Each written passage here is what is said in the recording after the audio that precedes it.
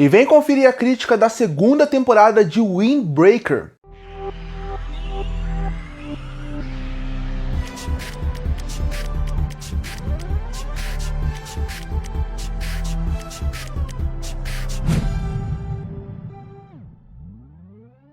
E terminou lá no Japão a segunda temporada de Windbreaker. Para você que quer saber a minha opinião da primeira temporada, tem crítica aqui no canal da época que a série foi lançada.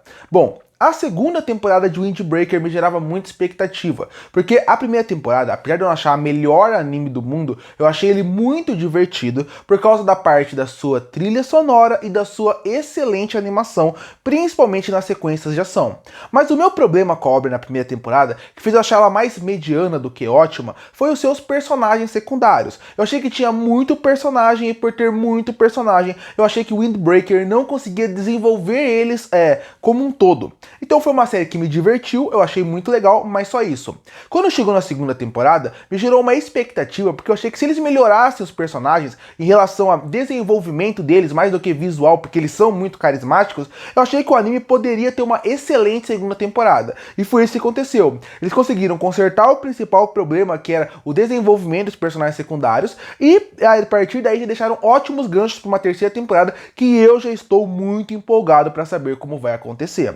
Porque foi o que eu falei, Windbreaker ele tem uma ótima animação. Eu gosto muito da fluidez dele, principalmente quando se envolve sequências de ação. Eu gosto muito da criatividade da direção para conseguir fazer com que a ação sempre esteja muito dinâmica e inovadora. Porque a primeira vez que você vê uma ação em Windbreaker, ela obviamente vai chamar sua atenção. Pela forma do dinamismo, pela forma de como as lutas são fluidas e também tem boa movimentação dos personagens em tela, misturado com uma ótima trilha sonora. O problema é, se uma série tem 12 episódios e o foco dele é totalmente na ação, ela poderia ficar repetitiva. E aí que entra a excelente direção de Windbreaker. Você vê que o diretor escolhido para fazer esse anime, ele tem um grande conhecimento de sequências de ação, ele tem uma criatividade para poder tirar o máximo disso.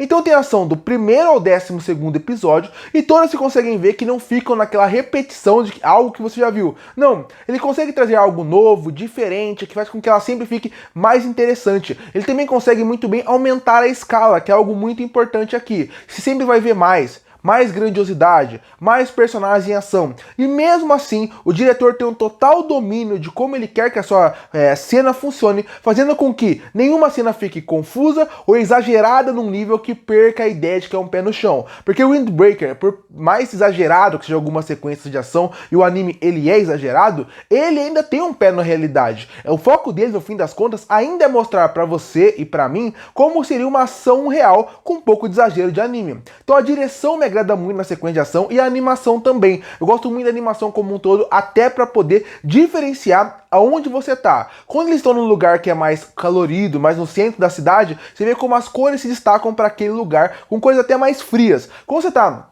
praticamente no complexo do Furin, você vê que é uma escola que ela é realmente de delinquentes, mas você vê que ela tem uma linguagem visual muito mais clara também, muito mais, até certo ponto, alegre mesmo sendo uma escola de delinquentes. E quando você vai para outros complexos, com outras escolas rivais, você vê a diferença do galpão, de como é feito. Isso também é interessante, até no visual da roupa que eles usam, você vê como cria uma linguagem própria para cada um. Isso me agrada muito aqui. Isso já é da primeira temporada e se repete aqui. E isso também não é só do anime, também é do mangá, porque o mangá também, o autor teve a criatividade de dar uma linguagem visual própria para cada um. O mesmo vale para os personagens aqui. Os personagens também têm sua linguagem própria. Alguns aparecem menos do que na primeira temporada, e isso pode ser ruim para algumas pessoas que é fã de alguns personagens secundários. Para mim isso é positivo, porque você diminui os personagens, colocando um escopo maior para o protagonista, colocando seu braço direito e esquerdo e desenvolvendo eles.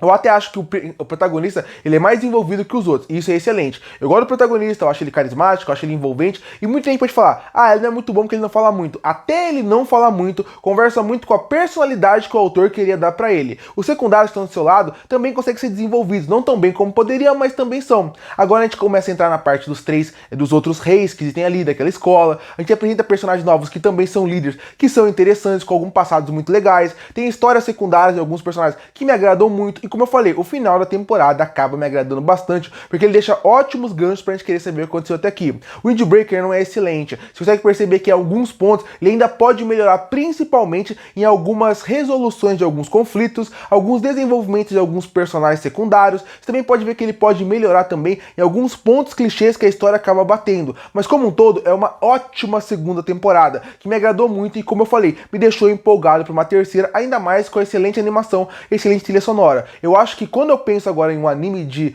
violência escolar, que tinha muito nos anos 90 e como nos anos 2000 sumiu, o Windbreaker volta para poder suprir essa lacuna que estava faltando, onde ele consegue misturar um realismo com uma parte mais fantástica de um anime que funciona perfeitamente bem, apesar de não ser o melhor anime do mundo. Concluindo, eu gostei muito da segunda temporada de Windbreaker, porque eles mantêm o que a primeira tinha de bom e acabam melhorando algumas coisas que eles não tinham, fazendo agora virar um anime que eu tenho um grande respeito e uma grande vontade de consumir, até ir atrás do mangá para saber como a obra continua. E por isso que eu fecho a segunda temporada de Windbreaker com uma nota 8 de 10.